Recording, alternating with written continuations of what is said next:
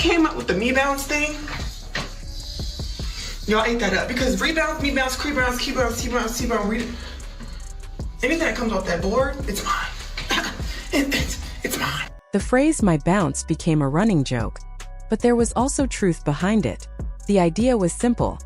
Whenever a rebound came off the board, it belonged to one person and one person only. Every loose ball, every second chance opportunity, every missed shot floating in the air was claimed with confidence. That's mine. It was meant to show toughness, control, and dominance on the court. But moments like that also make you wonder what happens when a player spends more time talking publicly than actually performing on the floor. In professional sports, that kind of attitude eventually catches up with you. When an athlete constantly criticizes teammates or tries to act bigger than the organization, there comes a moment when the front office steps back and asks a serious question. Are you really as important as you think you are? That moment has finally arrived for Angel Reese. The Chicago Sky have delivered what feels like a harsh but unavoidable reality check, and the message could not be clearer. The decision they just made was not the one she expected, and definitely not the one she assumed was coming. After a rocky season filled with drama, interviews, absences, and controversy, Reese talked like someone who believed her future with the team was guaranteed. She spoke as if she had leverage, as if she was untouchable, and as if the franchise revolved around her personal image. But while she was focused on building her brand, the organization was paying attention to something else entirely: performance, reliability, and consistency. That is why the team announced Camila Cardoso as their Player of the Year. This wasn't just an award. It was a statement about who truly matters to the future of the Chicago Sky. Cardoso didn't need loud headlines or viral moments to prove her value. She simply showed up, played hard, stayed available, and delivered results. She competed in 40 games, earned multiple team honors, and contributed every night without turning team issues into public drama. Meanwhile, Reese appeared in only 30 games, and the gap between them spoke volumes. What makes the timing of this announcement even more brutal is the context. It came right after Reese gave a long interview where she openly criticized the roster and essentially evaluated her teammates, like she was running the organization herself. She implied that the team lacked real talent and suggested that better players needed to be brought in if she was expected to stay. Imagine how it must feel to hear that from someone who is supposed to stand beside you on the court.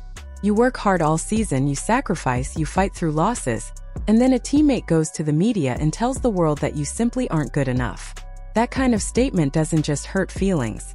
It damages trust. Even veteran players who had already proven themselves in the league felt disrespected. Athletes who have spent years earning their place do not appreciate being publicly doubted by someone still struggling with consistency. Leadership isn't about blaming others. Leadership means showing accountability, improving your own game, and lifting teammates instead of tearing them down. But that wasn't the only problem. Throughout the season, questions started building about Reese's availability and commitment. Her injury status was vague. Some nights she disappeared from the lineup without clear explanation. Coaches struggled to plan rotations. Teammates never knew whether she would actually be on the court. And while the team was fighting to stay competitive, she was seen focusing on personal promotions and off-court appearances instead of supporting the squad in games. Fans noticed. Analysts noticed. And most importantly, the organization noticed. Her emotional control also became an issue. The technical fouls piled up, eventually leading to a suspension at a critical moment, right when the team needed her presence the most. In professional basketball, discipline matters. A player who can't stay composed under pressure becomes a liability, not an asset. Behind closed doors, frustration grew. Team meetings became tense. Some players openly admitted they were tired of the drama. The locker room split into groups, chemistry collapsed, and trust eroded. Instead of becoming a leader who unified the team, Reese unintentionally became the center of conflict. And here is the painful part. Statistically, the Sky often played better when she wasn't on the floor. The offense flowed more smoothly. Possessions were cleaner. Turnovers dropped. Whether she realized it or not, her style sometimes disrupted team rhythm rather than improving it. Meanwhile, Camila Cardoso quietly did the opposite. She showed up. She supported teammates. She worked hard, stayed humble, and let her performance speak for itself. She didn't need public controversy to prove value. She earned respect the traditional way, with effort, reliability, and professionalism. The difference between the two players became impossible to ignore. Where one chased attention, the other chased improvement. Where one created distractions, the other created stability. Where one focused on image, the other focused on basketball. The front office finally made a choice, and that choice revealed everything. By naming Cardoso the Player of the Year, the Chicago Sky made it clear who they trust and who they see as their true foundation moving forward. It was a direct signal that reliability matters more than branding, that commitment matters more than headlines, and that no player is bigger than the team.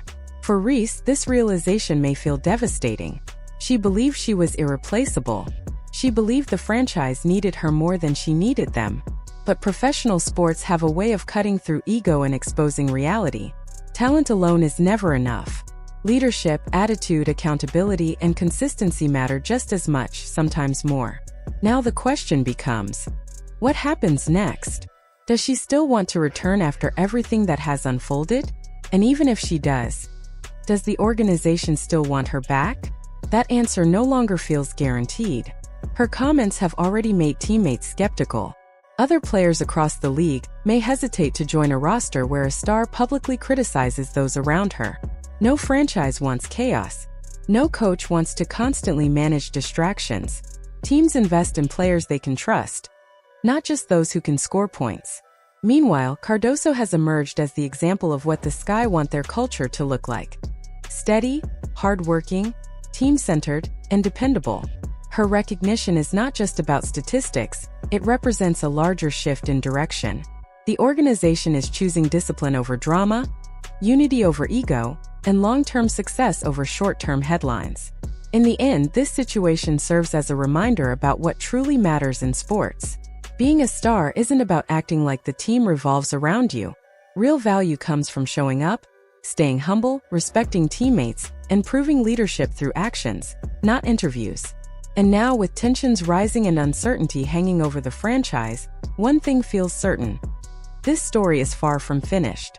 The consequences of everything that has unfolded are only beginning to reveal themselves, and whatever comes next will likely shape the future of both Angel Reese and the Chicago Sky in a way neither side can ignore.